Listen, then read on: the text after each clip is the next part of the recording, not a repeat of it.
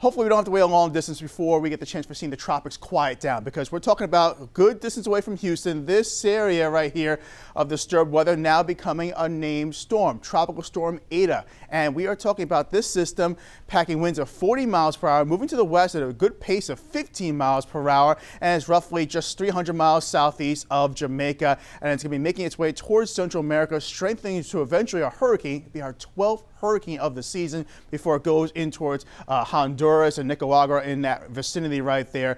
probably bringing around a lot of rain, a lot of wind, and a lot of beach erosion for those communities.